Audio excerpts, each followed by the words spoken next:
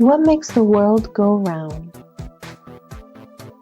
Why, human interaction, of course. Communication touches every aspect of your life. To be able to express yourself effectively is a basic requirement in modern society. The world turns on communication. In this video, you'll learn about how people communicate by having a basic understanding of what communication looks like. Those who complete the module that this video accompanies will be able to differentiate between three models of communication.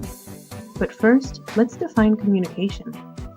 Human communication is the process of making sense out of the world and sharing that sense with others by creating meaning through verbal and nonverbal messages.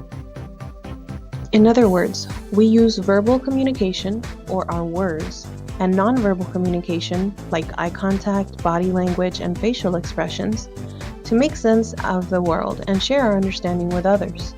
Now that we know what communication is, let's see what communication looks like.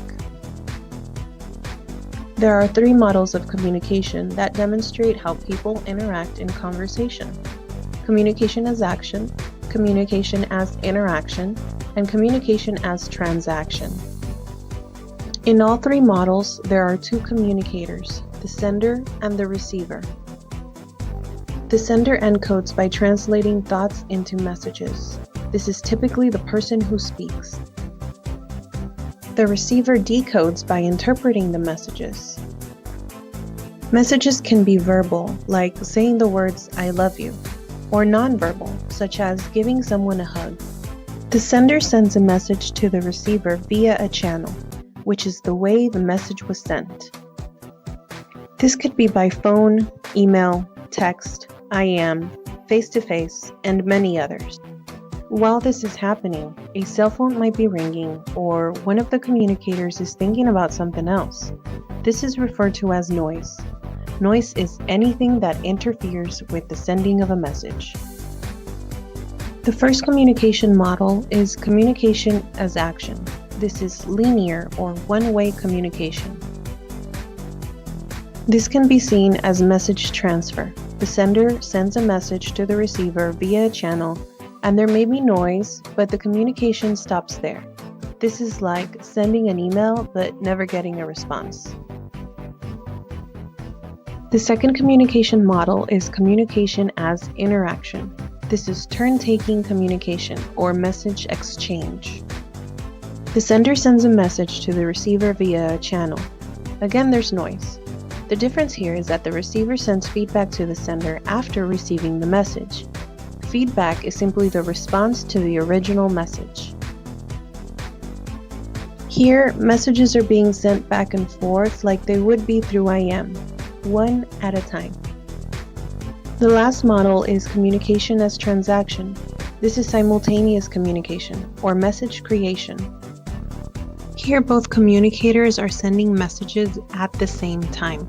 That is the main difference between this one and the other two models. As always, there is noise.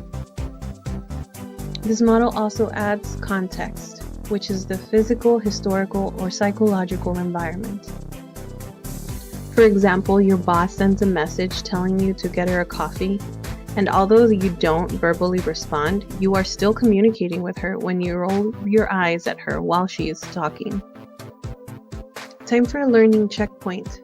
While the professor is lecturing, the students have direct eye contact and nod their heads.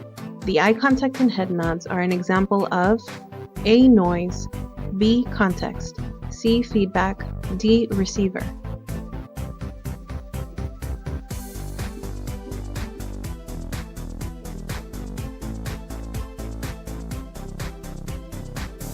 The correct answer is C, feedback.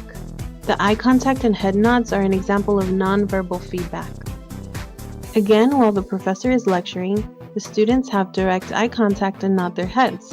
What communication model is this an example of? A, communication as action, B, communication as interaction, C, communication as transaction, D, all of the above.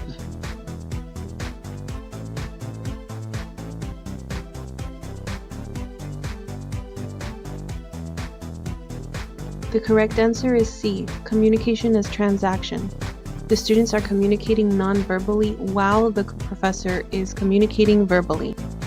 This simultaneous communication only occurs in the communication as transaction model. Now you know what communication looks like and the different components that can make it a negative interaction. Next time you have a misunderstanding with anyone, you'll be able to identify exactly what went wrong. Use this information and go. Be a competent and effective communicator.